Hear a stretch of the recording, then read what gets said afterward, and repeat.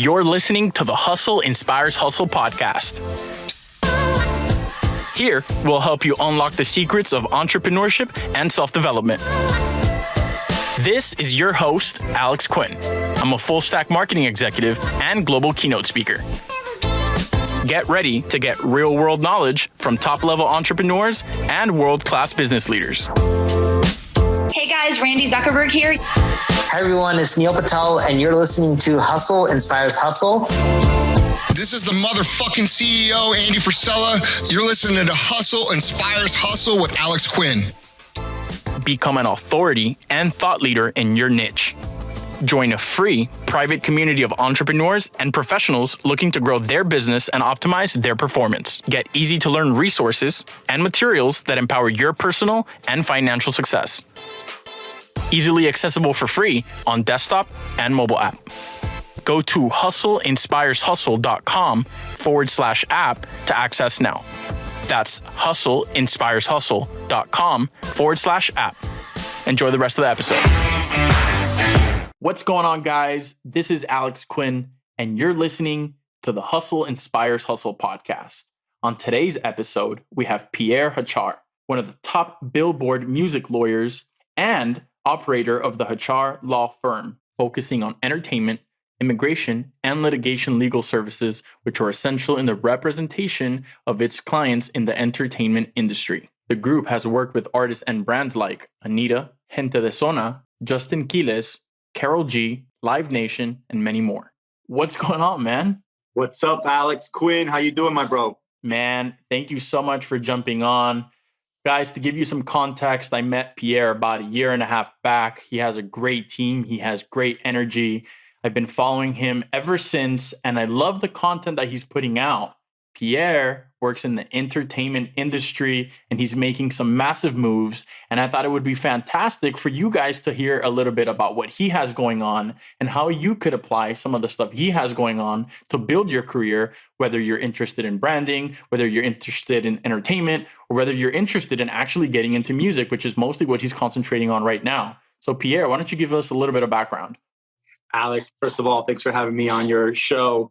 It's definitely an honor to be here with you. And so I am an entertainment lawyer. I represent some of Latin music's biggest stars. They're multi-Grammy award-winning artists, producers, songwriters, multi-platinum. And I also represent the guys that are on the come up and they got to do a little more hustling. And I kind of guide them through that whole process so that they can be as successful as they can. I started off as a musician, so I'm a creative guy. And studied music at Berkeley and then at University of Miami. And then I was like, all right, I'm great at music. I love business. How can I put the two together? And I was like, you know what? The best way I can help the people that are around me in the music scene is to become a lawyer and represent these guys. And that's what I did. I went to law school, became a lawyer. I've been a lawyer for 10 years now and got my first client, opened up shop and started the hustle of an entertainment lawyer with one client, and I've built an amazing team representing some of the top guys in the industry. Now, the people that are listening right now aren't seeing, but you're sitting in front of a ton of plaques. I see Billboard, I see Alex Sensation, I see Ozuna. We're talking about global superstars, man. You're doing your thing. These guys are some of the biggest artists on the Latin game, but the Latin market and the general market has merged in the last couple of years. It's just international music that we're representing at this point. So it's a beautiful time in Latin music. I had the privilege of representing a group called Gente de Zona. They had one of the biggest songs in the world on the Latin side with Enrique Iglesias called Bailando. And that record just went international. And that was like about 5 years ago. And I said, Latin music is no longer Latin. It's just music. And, then Despacito came out and all these records that have that Latin influence. So it's a great, great time for the Latin music and for our office representing a lot of these guys in all the deals and negotiating their partnerships and publishing deals and getting them in bigger rooms and with bigger numbers and bigger exposure. Look, man, it's absolutely incredible. I talk about this all the time. Like, think about back in the day, like let's say 80s, 90s, people in South America singing along to Michael Jackson. most of them had no idea what the fuck he was saying, but it sounded amazing. Now that's where reggaeton is. Like the other day I was watching a video of J Balvin in Morocco, and these people are going fucking nuts singing in Spanish in Morocco. Now they're singing in Spanish. It's unreal. It's unreal. But that's the beautiful thing about music, man. And whoever's listening to this program today, music is, they call it la lingua franca. It's the worldwide understood language. Music speaks for itself. I see some of my clients are in Asia and in Japan and Australia. It doesn't matter the language, man. Music connects to people. That's what's beautiful about it. It's definitely a different dimension of communication. Yeah, man. And it's also like keeping an eye out, right? Because for a while, I understood the influence that hip hop, for example, had on reggaeton. And I was like, man, all these reggaeton guys have their own flavor, right? But they do have a very strong influence from the American market. I wonder when that mix is going to happen. I think one of the catalysts for that, and there's many, but one of the catalysts for that was when Drake and Romeo Santos did their song. Then Romeo Santos and Usher, and there's probably many people before, many people after, but you start seeing these mixes of people coming together and people actually liking it. Like you have people out here listening to Spanish music, Bad Bunny, I know all these guys, they don't know what they're saying, but it just sounds dope. It sounds good. It has flavor. It has energy behind it, and people just want to be around that now. It's totally legit, man. And you know what? It's we go back to just music. Just if it connects, it doesn't matter what. I mean, I've caught myself listening to songs in different languages. I'm like, damn, this shit is hot. And I'm like, okay, it's in French. I don't know French. I mean, my name's Pierre. I'm not French. And I'm like, this is you connect, and then that connection is what makes a superstar. To tell you the truth, it doesn't matter what language it's in. But yeah, look, los Latinos with the rise of the Balvins and the Bad Bunnies and the Osunas, it's now it's a more open conversation that a lot of the general market, when I say general market on the English side, is they're more receptive to it. Before they weren't, because it is two different cultures, it's two different languages. But right now it's so beautifully open that there's no barrier. Now the English speaking and the general market artists like Drake and like Justin Bieber and all these guys, they're coming over to our side of the turf. Before it was we're trying to get them on records. Now it's like they're looking out for us to get on records. So and we're excited about it, and that's the game has definitely changed in the last couple of years because of it. It's so amazing how something so great could be born in an island and go global. The Puerto Ricans, man, have been blessing us with amazing music for way too long, and now they've allowed it to become something global. They've been totally killing it, and I've been watching it. I'm telling you, bro, since I was 12, 13 years old, I've been deep into music. Once I got older, once I got into the industry and I started building connections, I really started to understand, but I always struggled with how I could contribute towards the business. And what you said when we started the conversation really resonated with me, because you found yourself being a musician, you found yourself going to Berkeley, you find yourself being business. You maybe necessarily didn't want to go or decided to go on the route of being an artist, but you said, hey, there's a business to this shit. Like I could actually be very, very good in this business. And that happens to me from the perspective of, I'm not a singer. I'm not a rapper. I know everyone. I have connections. I know the guys at CMN. I know the guys at Rich Music. I know the guys at Rock Nation. I know the guys at iHeart. I'm extremely well connected, but I'm not an artist. How can you bring something to the table? And I think that's a very good topic to touch on specifically during this episode, because when you get into an industry, you might think you want to do something, but that might not necessarily be what you end up doing. And it doesn't mean that you should give up on it. You went to law school just to be able to do what you're doing now. It's funny. I was doing a video for my Instagram and my YouTube a couple of days ago, and I talk about that because in the music industry is so broad, right? So everybody starts off, and I've been there. I've been confused within the music industry many years ago, but I knew I wanted to be in the space. And when you're there, the most important thing you need to realize is it's okay if you don't become what you think you're going to become, but you gotta understand where you could be of most value and where you can be the most fulfilled. And for me, it was law. And I said, and I found that, but there's so many guys that, I want to be an artist, or I want to be a rapper, but they become amazing songwriters and they stick to that. And all of a sudden, some guy is like, I'm the best music producer, but they become the best live engineer in the game, and they start touring all these different countries. So, it all adds up at the end.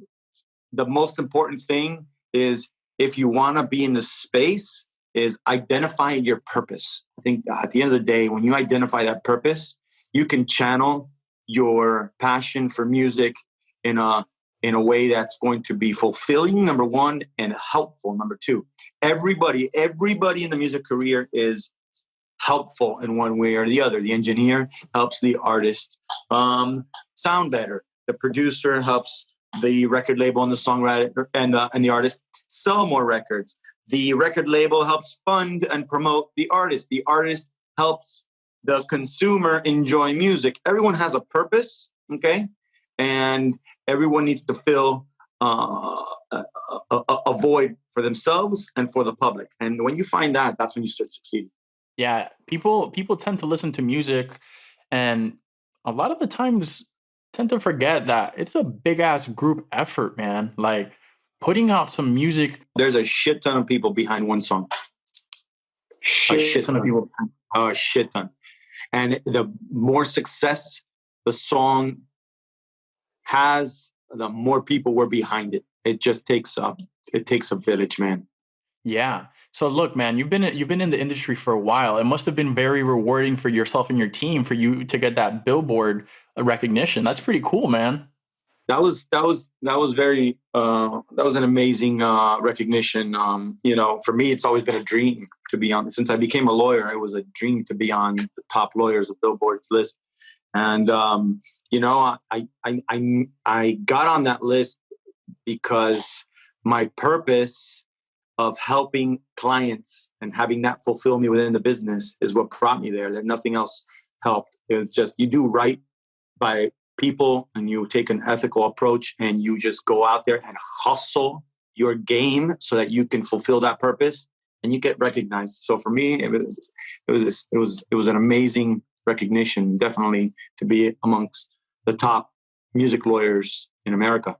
Yeah, man. It just puts you in a social hierarchy, and it puts you at the top of the echo chamber. It allows you to build on more connections. It allows you to be more recognized. And honestly, I see it too much because, for example, my family has worked in the entertainment industry for the past 15 years. That's what we like to do. We do music and entertainment and marketing, right? For the most part. But what people tend to shy away from a lot of the time is having great legal representation when it comes to the industry. And people don't realize that could be the difference between you having a multi-million-dollar contract and getting stuck with nothing. And people so many times want to cheap out on the most important part. Like, some of today's biggest stars are actually being managed directly by their law firm, right? Like, look at the way Maluma operates right now. His lawyer is on top of his shit all the time, moving absolutely everything. And the people that are opening up their mind now to work with a lawyer or work with a firm that handles law, but also handles growth, expansion, and strategic partnerships is the key to the growth right now of an artist, of an entertainer in today's world. Hey, I just wanted to jump in real quick to tell you about how to train yourself in organization, balancing your priorities, developing successful habits, and most importantly, having a better mindset. I'm giving free access to resources and materials on business management and self-development. Go to hustleinspireshustle.com/app to get access. That's hustleinspireshustle.com/app. Make sure to follow us on Instagram, Facebook, LinkedIn, and Twitter at Hustle Inspires Hustle. Okay, let's get back into the episode. Let me tell you, I've never met a successful artist that doesn't have a lawyer as his right hand and his left hand. Whether that's in a legal capacity, a management capacity, a corporate capacity. I've never met a successful artist that didn't have a personal relationship with their lawyer on a day-to-day basis for growth in the entertainment business. And I don't know how you could do it without it. I mean, we were talking about a lot of people having being behind a record. I mean, you don't know the paperwork that goes behind. Forget negotiating your general deals, your recording contracts, your publishing contracts, your endorsement contracts, your sponsorship. Forget all of that paperwork. Well, each song has paper. You got to put out producer agreements. You got to put out the splits for the composers. You got to put out work for hires. It's just, and you're cranking out records more than ever. How can you not have that and cross your T's and dot your I's on the legal side? You're destined to fail. And that goes for producers too. It goes for songwriters. It goes for influencers. It goes for content creators. I mean, it's just necessary to have great legal representation and have someone like we fight for our clients tooth and nail. We love to see our clients succeed. The only way for that to happen is for us to fight hard for our clients and understand what they have going on and really, really believe in the vision. That's the most important part too. Because for me as a marketing agency, there's a lot of potential clients out there that want to work with me or have heard about my track record or want me to build something out for them. But everything comes down to education, communication, and synergy. The person you're working with has to be willing to be coached, has to be willing to learn, has to be willing to understand that you're trying to do the best for them in order for there to be good communication. Now, as far as the representation, you guys do represent artists, but you just mentioned engineers, you just mentioned producers, you just mentioned composers, you just mentioned all this type of stuff. Are you guys represent people at all of these capacities, or are you guys just limiting to a certain market right now? Let me explain to you how I structured my firm. So we're an entertainment law firm, and then we have divisions. It's a group of 10 of us at the firm, and we call ourselves the group, the Hachar Entertainment Group. And basically we have within our firm an immigration division, which helps all our clients do all their touring visas and all of their residencies when they're out of the country and they want to start living here. And we represent probably the A-list Latin artists on our immigration team. Remember, every time you want to come from Colombia and do a tour in the United States, you got to bring the engineers, the managers, the road managers, the dancers, the videographers, and all of these guys need work visas. And so we have a team that handles that. And we have the litigation side where we do all the breach of contract representation, and we go out there and try to get clients either out of their deals that are bad for them because there's been issues with the other side or someone's infringing on their rights and we got to sue them. So we have the litigation division. We have the transactional division, which closes all the publishing deals and all the record deals and whatnot. Then within all of that, we have an estate planning to help guide some of the top clients that we have in, what happens if a Kobe Bryant situation happens to them. Right. Here's how your kids would get the royalties and this is how you would distribute it to your spouse. So we have an estate planning attorney within the team. And then we also have family issues that we deal with for our entertainment clients. So I built an all-encompassing legal practice for entertainers that helps them and guides them through all of these sort of issues that commonly come out for clients in the entertainment business for them to succeed. We want to see them be successful while they're here, and we want them to leave a legacy after they're here. So we cover all ground within our representation. And it's for everybody. It's for the artists. It's for music producers. We represent video directors. We represent TV personnel. It's all encompassing on the entertainment side. I think you guys, like, one of the things I do on my agency is, we do work on retainer deals and we do have our clients that stay on with us, but we also have a really, really, really nice amount of people that know that we have the industry knowledge and want to get consulting. I think it's absolutely amazing the amount of knowledge that you guys have and the power of consulting that could be available towards people that actually want to invest in themselves, right? You don't necessarily have to be an A-list, B-list, C-list artist to be able to want to purchase access to top level knowledge that's going to help you expand. Like, for example, I'll tell you, I've spent $100, $200, $300, $400, $500, $1,000 an hour on consultants for my business, for me to be able to be at a different level and understand, so I don't pay that dummy tax. You have to, man. You have to. I mean, you gotta hire the right people to take you to the next level at every level. I mean, That's key. That's key. I mean, a lot of people don't go to lawyers because they're either intimidated, they're scared, or they don't have the money. The clients that we get, sometimes we feel that, but when you find a connection with a client or with a lawyer when you're on the other side, you find a way to make it work. I mean, if there's some encouragement I can give some of your listeners is don't be intimidated by a lawyer. If you're intimidated by your lawyer, get another one. There's so many great lawyers out there. I mean, in the entertainment space, there's not that many, but for me, the most important thing is obviously to understand what my clients' goals are. But at the end of the day, we're giving them value to help them. It's not the other way around. So for me, it's important that I educate my clients, and I put out and I started more now with this whole quarantine. My time is limited, but now with this quarantine thing, and I've got all my guys at home, I'm putting up more content because a lot of people that can't afford it or are in other countries, I want them to learn about this business. I want everybody to learn as much as they can about this business because it makes the business better. It makes the business more competitive, And so I put out content on my Instagram or on my YouTube, and I'm trying to educate as many people as I can that probably would never pass by my office. You know what? That's fine, because in the Latin community, they take advantage of the ignorance of the artist. And that's what I want to avoid with the type of information I'm putting out there, so that people can learn and they don't get taken advantage of by not knowing. The Latinos, Alex, they're there. They try to get you drunk before you sign, so you don't even read the contract. Like that's just not cool, right? So Yeah, man. If I can do my part in society and within the entertainment business to help some guys out in feeding them some information outside of my client base, then I'm going to do it.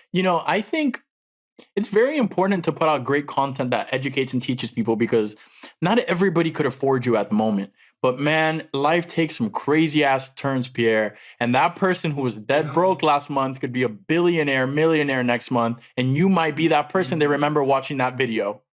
You cannot underestimate anybody in this business. Ever. I've seen people sweeping floors in a recording studio that 2 years later are the biggest fucking producers in the game. You cannot underestimate anybody in this business. And, people also, listen, man, people pay me for the information and the knowledge I have, and that's good. But that's not where the real value is of any lawyer. The real value is the experience, okay? And how you use that information. Yep. Action and application. So for me, giving out information and legal information with my content, it's just information. It's valuable information that not a lot of people communicate, and that's great.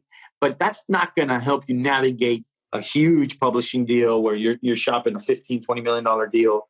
That's not going to help you navigate the intricacies of disclosure requirements for sponsorships and endorsements. That's not going to navigate a lawsuit where you need, there's where you say, that's where the experience comes in. That's where applying that knowledge that you have comes in. And that's the real value of why people pay me, and I can apply it to the smallest of problems, and I can apply it to the biggest of problems. I love it, man. Now, with COVID, with coronavirus, right? It's crazy. Shit's different now. Are you seeing an increase in strategic partnerships for artists that are working from home? What kind of changes are you seeing in the industry? Because obviously we can't congregate at big ass events anymore. So obviously things have to shift. Money has to be made. I think there's more opportunity than ever if you're willing to work for it. Because a lot of my clients that are on their phone or on their camera and recording content and reinventing themselves in 12 to 18 months are going to be super successful. I'm already starting to see the sponsorship agreements coming in for some of these clients. Okay, we can't go to a concert. They're doing virtual concerts. Okay, you can't.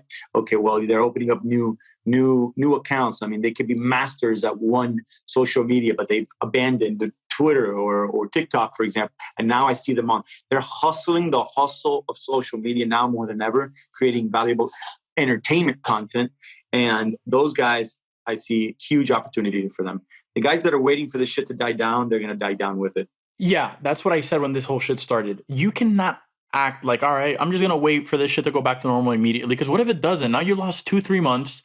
You could have had the opportunity to put out a bunch of content. And not only that, now where you're home and you have your most like human aspect, like people could relate to you. That's when people could get actually closer to you as an artist, as a public figure, because they could relate to you more. You are a human just like them. You guys are all in the same situation, but you're scaling and monetizing. Like, for example, Facebook, so many artists neglect Facebook, but you could be easily getting 5-6 figure checks from Facebook on a monthly basis just from being able to rack up enough engagement and views on the content that you're putting out.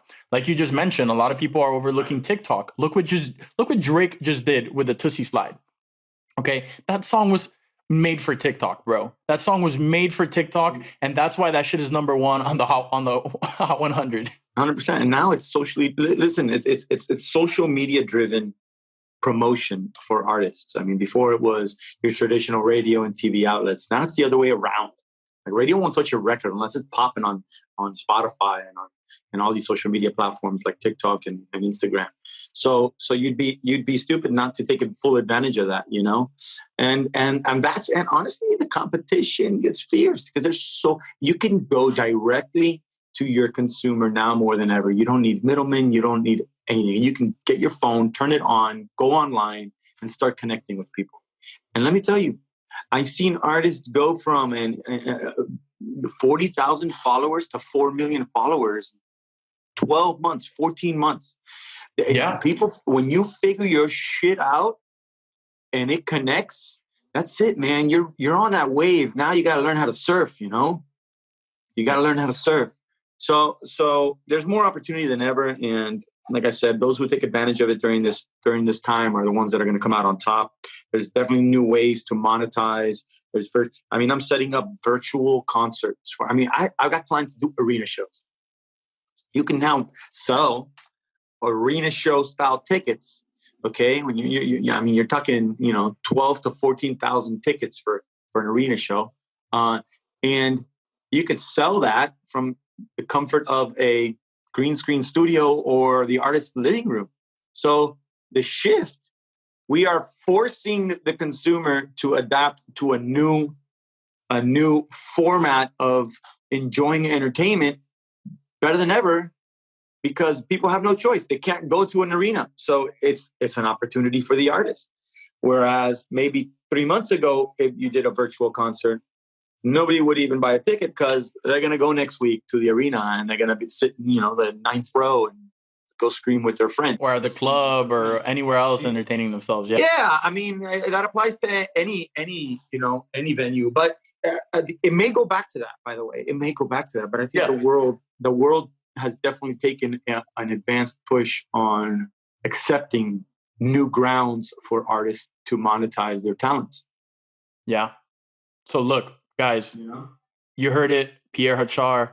If you want to consume some of his content, you could check some of it out on his Instagram, Red Carpet Law. Pretty dope ass name. Check him out, guys. Pierre. Thank you for joining me on this episode of the Hustle Inspires Hustle podcast. I'd appreciate it if you could share, leave a review, and subscribe to the show. Visit hustleinspireshustle.com/app for more free resources, event invitations, and online courses to empower your personal and financial success. Learn about marketing, finances, business development, branding, strategic partnerships, and much more. If you're looking to further connect, check me out on Instagram or LinkedIn at Alex Quin. That's ALEXQUIN. See you on the next episode.